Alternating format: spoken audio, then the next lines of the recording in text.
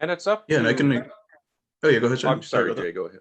I was just going to say, I do think, Mike, that it's up to you and I to continue to expand this kind of conversation to get people more involved.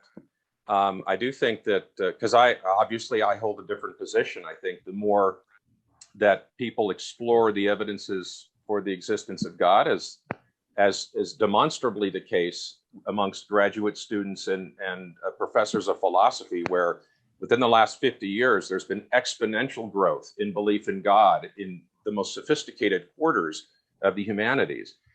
And I'm confident that if we could expand and distill those conversations for average people, that we'll see a stronger influx of people who will side with theism. I'm all in favor of informing and delving into the arguments pro and con. But it is still the case that among academic disciplines, the highest percentage of atheists are generally found among philosophers. At least last I checked, that was the case. Is that not true anymore, Shannon? You might know more recent data than I do, but that was the I have last. not I haven't compared the disciplines, but the last time I checked, the Chalmers study from Phil Papers, which I Mhm. think is dated in 2000, shows about 25% of graduate students and professors rank as committed theists. But we're to see that as a rate of growth, because just a couple of decades prior to that, it was something like 1 or 2%. So that's Right. pretty substantial. Now that's the percentage I'm familiar with, is the 1 or 2% are theists in academic philosophy. I'm familiar with that paper. I love that study. I did not. That's interesting. I did not recall it saying 25% are theists. Now I feel like that's a one of the numbers I would have remembered. Man, we have the internet though, and we can actually look easily. I'm super curious to see if that's accurate, because I feel like Yeah. Yeah, you could. I think you have to add up those numbers, and but they're available. So Yeah, that was while that Mike was pulls that up Chalmers. too. While Mike pulls that up, I know, yeah, the reason why we came up with this topic as well is like me and Ellie, we actually had a conversation that was kind of similar for STEM fields.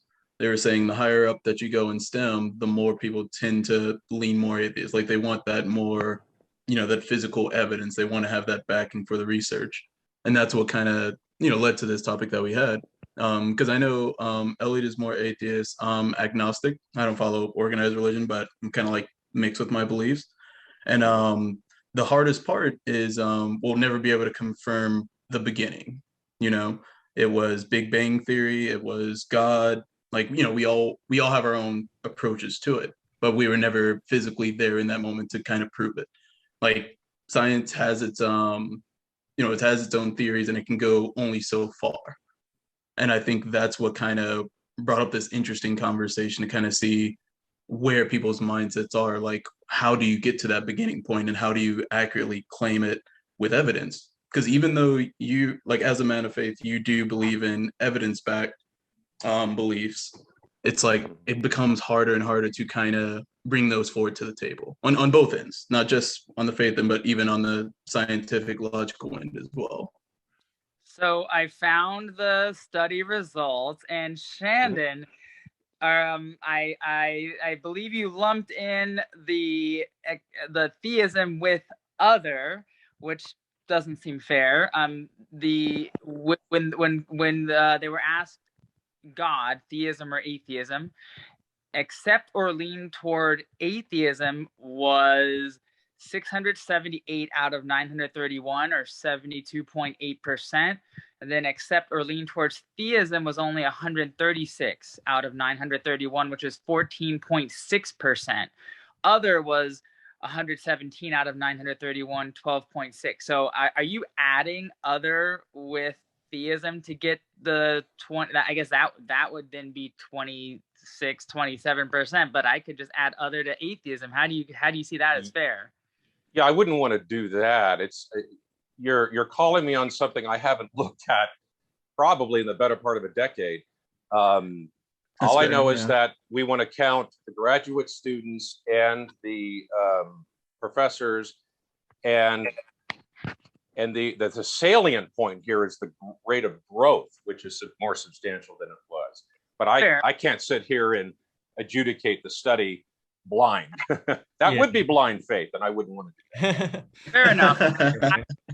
I was just shocked at that, because 25%, a quarter, I would have remembered that number, I feel like. And when I saw the results, I didn't feel like I was that surprised. Although you make the point that it does seem to be bigger than I recall when I had looked into that number previously.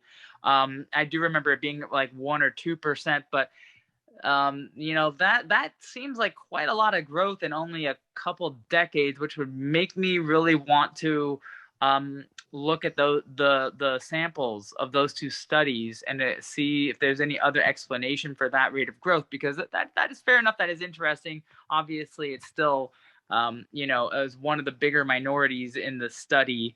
There weren't a lot of things that were 72% confidence. So even if you say that actually it just from a brief glance, it looks like there was no other position except for external world idealism, skepticism, or non-skeptical realism had 81% believers in non-skeptical realism. But just about everything else, there wasn't anything that was so philosophers were so confident in as atheism. So fair, you may look at it, on the one hand as this is quite a lot of growth, or you can look at it on the other, which is that philosophers are pretty confident in this idea of atheism, at least the ones who study it. So, Mike, I do have one challenge there. So, would it be safe to argue that the other could be included with theism? Because isn't atheism much more absolute? Where it's like, if you do believe a little bit, would that be technically closer to theism? That's an interesting question. So you're saying is atheism more of an absolute position, and therefore if you select other, you're more rejecting atheism than you are rejecting theism. Is that what you're saying? Potentially. What are your thoughts on that? Because even if you have a little bit of faith, let's use an analogy of a vegan meal, right? Mm-hmm.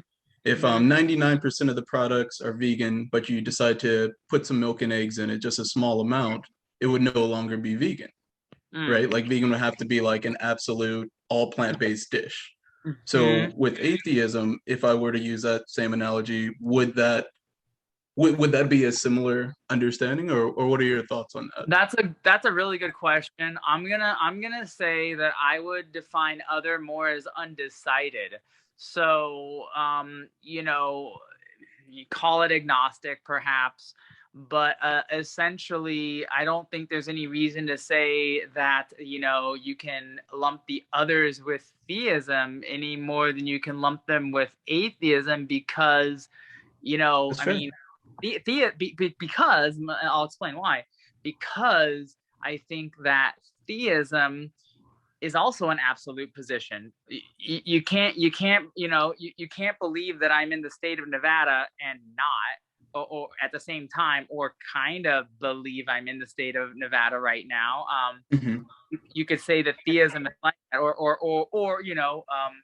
I can't kind of believe that Joe Biden is a person alive right now, and at the same time kind of not. So I mean, if you think about God the same way, either you believe God exists or not, and anything that is other than an affirmative belief in the existence of that entity, just like with Joe Biden, you could say is actually disbelief. So no, I don't buy the adding that to the other to the theist. But I see what you're saying there. It's a good question though. Okay, thank you. Yeah, what are your thoughts on that, Shannon, as well? Because Mike, that's a very good point too, to kind of say it's more of a spectrum on both aspects. I do like that. I think there's something to be said about how people would identify as an atheist proper, because I think it was Antony Flew that once defined atheism as a presumption. That is, it's kind of a default position. It's just a state of non-belief. And if that's your broad-based definition, you're liable to have more, you're liable to include agnostics in that. So if we're saying truly that the other is a category that shouldn't be included either way, I think there's a lot more other that might be in the atheist category and should be in the other category. And so there's that possibility. But I don't want to sit here and surgically tear apart this study, which is taking us far afield. I just wanted to note that, yeah, when it comes to defining what an atheist is, you do have folks in different parts of the spectrum, albeit what they call a strong atheist or a weak atheist or what have you. But a lot of agnostic positions sometimes are identified with atheism, which I think is a technical mistake, but it's not anything we have to solve here. That's interesting. I would say the opposite. I would say the opposite, that I think a lot of people who define themselves or are defined as agnostic actually should be counted as atheists. So it's almost, and you know, I hear you that you feel like we might be derailed a bit, but I don't actually think it is derailing at all. I think this is in line with kind of the overall theme of the discussion. I think it's an interesting point, right? So, you know, a lot of people, I think they say they're agnostic because they don't know or they're undecided. So you could say that a lot of those others might be the undecided agnostics, right? People who would call themselves agnostic. I think actually there's much more reason to count them as atheists because, you know, if you don't have a positive belief in something, then I would say you lack the belief. So, for example, you know, if I were to say, you know, do I have a belief in schmunicorns? You know, if I don't really know what that even is, or have any evidence for that thing, and I'm like, oh, I'm agnostic. I don't really know what those are. I don't know if they exist, and then just proclaim agnosticism. And that would actually be faulty use of language. I would actually say, no, I'm an schmunicornist. I don't have a positive that thing. I can't have a positive belief that thing exists because I don't even know what they are. I've never even heard that word before. So I would actually think there's, you know, good reason to think that people who kind of are on the fence, agnostic types, and they're just what I call closet atheists. They don't like using the A word because atheists are one of the most discriminated minorities in the world by far, hands down. So they just hate that label. Okay. No, I would. What are you?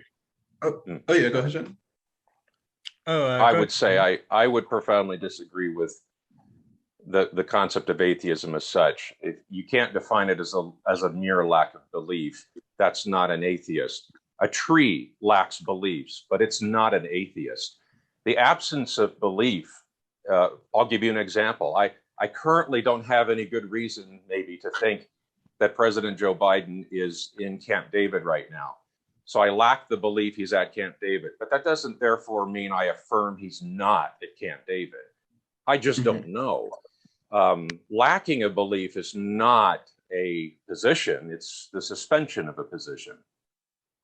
Well, the Oxford Dictionary defines atheism as a person who disbelieves or lacks belief in the existence of God or gods. So I actually think both would count as atheists. A person who disbelieves, I think you would probably call that a strong atheist or a positive atheist, maybe, Shandon.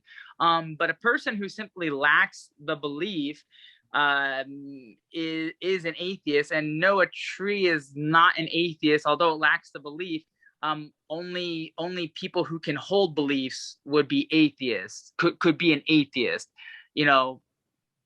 So yeah, I would actually think both those types of people would count as atheists. People who think there's evidence against the existence of God, and those who just don't think there's any evidence for the existence of God, both by, at least by the dictionary definition, which I'm going to go with, are atheists. Well, Okay. I will side with the canons of philosophy. That includes Paul Edwards' philosophy of, the Encyclopedia of Philosophy. I go with the Stanford Encyclopedia of Philosophy. I go with the Cambridge Dictionary of Philosophy, and confessing professional philosophers themselves who are atheists, like William Rowe, who definitively define and address atheism as the belief there is no God or gods. Now, that having been said, you could replace the tree with an adult who's been raised on a deserted island and has had not access to anything. That person would not be an atheist because they lack belief. They haven't had access to anything that would lead them or tilt them one way or the other. Just lacking the property of a belief does not make one a denier of the object of that belief. I don't Okay, think that's- be a yeah. denier. I mean, I guess we might just come to an impasse on this. I just don't believe you have to be a denier to be counted as an atheist. I think all babies are atheists, right? Oh, yeah, that's really weird. But regardless of that, yeah, because my dog would be an atheist too. The fact of the matter is I think we're acknowledging that there's ambiguity on the definition. I think we can come that far. And because of that, that gets back to my hesitation, siding with a little bit with Jay about to what extent an atheist is an atheist, as we understand it. Yeah, I could agree with that. Elliot, what are your thoughts? Well, no, this is an interesting thing, and I've definitely seen both sides, because I agree with Shandon that sometimes the theological response is like, well, merely lacking belief is not enough, because a rock would be an atheist. And I agree, dogs would be an atheist. And seeing the other side, though, I think that it's probably important that the question itself be asked. So you have to have the question in mind if a God exists. And in some ways, you almost have to understand an idea of God to be able to answer the question and rightly be a theist or an atheist. Yeah.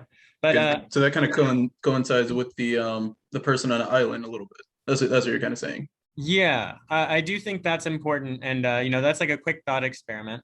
But I also want to say we're coming to a close here. I wanted to thank you both so much for your time.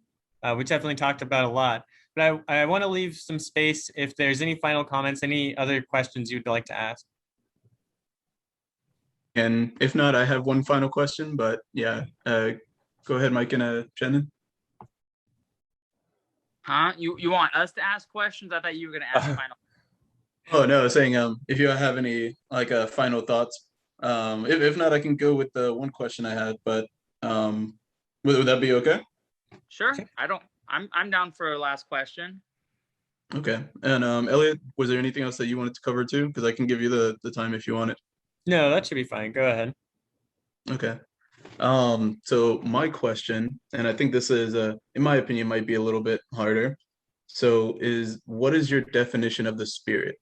So what I've heard before is it's something that it's given to us from a higher power to give us that want to live and do the right by one another. And I also have heard that it's contained within the mind to reinforce the need for processing and decision making to live life. So what are either of your thoughts on that, on either of those definitions too? Well, let me see if I can't understand the question first. You're asking for a definition of spirit. Can you give me a sentence so that I have a context in which you might mean that? Okay, so do you feel that the spirit is inherent to us, like it was given to us by some sort of higher being, or is Are you spirit talking about that... the Holy Spirit or a spirit of a human, or what are you? I'll say of a referring human. to? Yeah, I'll say of a human. Like So soul? Soul? yeah, Or- like a soul. Yeah, exactly. All right. Sorry about that. You're asking me to explain what that might be. Okay. Yeah. Christians are divided over this question, but I would say traditionally, and it's a view that I hold, is that the soul or the spirit is the order of mind. It's the seat of consciousness, and it is to be construed as being distinct, but not unrelated to the body that houses it. The spirit itself is immaterial, does not succumb to the laws of physics or anything of that sort, but it is definitely nomologically related to the body or brain that it inhabits, just much like as Karl Popper once said, it's like a pianist who's playing the piano. So imagine the piano is like the body and the pianist is the mind or the soul. It would be that kind of interrelation. So hopefully that gets some traction there as far as understanding. Yeah, absolutely. Michael, what are your thoughts? Well, as an atheist and a materialist, I don't believe in any immaterial soul or mind. I think that what people commonly, such as Shandon, consider the soul or the mind, the seat of consciousness, I think that it's an illusion. It just is the brain. And there's plenty of reason to think that whatever conception we have of an immaterial mind or soul is simply the brain. I mean, we know a lot about the brain at this point. We know that essentially the brain acts like a computer. We are pretty we know that if we damage certain parts of the brain, it directly affects certain parts of the mind. So I think that in years to come, I think that with the increase in our understanding of the brain, of neuroscience, I think this concept of an immaterial mind or soul will kind of disappear. We'll just understand that consciousness is just the brain. It's essentially an illusion. So I don't believe there is any immaterial soul. Okay, yeah. Yeah, go ahead, Elliot. What are you about to say? No, it's I think interesting points, and I would also point out something similar. My perspective on spirit and soul, which when you're a materialist, you're like, okay, just get rid of it, we'll be fine. But I do think that there's something like an emergent phenomenon occurring in a living being, so like in a living human, that there is a spirit that comes about. And it's similar, if you look up emergent phenomenon, you'll get a sense for it, but it's similar to how a single molecule of water isn't wet and it isn't ice, and it's also not a gas per se, but it's when it's when it's surrounded by other molecules of water in similar states, then they exhibit these properties like wetness. Wetness is not any one water molecule. And so the spirit is not any one part. It's just the collection and the relationships between them that emerges from our bodies and minds. I really like that definition. Thanks. Wow. Yeah, so that's why I wanted to kind of save that one for last, just because I feel like we would also be able to add our own creativity by our own personal beliefs on what the definition of a spirit or soul is. So yeah, I think that was actually really good. Elliot, did you want to lead us out? Gosh, what are we saying? Well, you don't have to do the official one. Thanks again for being here, and it was so great to have you. But we'll be posting this video up soon, and let's see. This is the canceled podcast. So what do you all think? Should it be faith or logic that gets canceled? You decide. I like it. Yeah, thanks for having me. Thank you, Shandon. Great chatting with you again. Yes, it's very, very mutual. Thanks for having me on. It's been a pleasure, gentlemen. Yeah, we're honored to have the 10-year reunion brought back. So thank you both. Yeah. All right. Bye, everyone. Thanks. Just got off my block, just got on my chill. Called up my homie Brent to see what be the deal. What you trying to do? I'm just trying to heal. Hella floated, never bloated's what I'm trying to feel. Hop in the whip and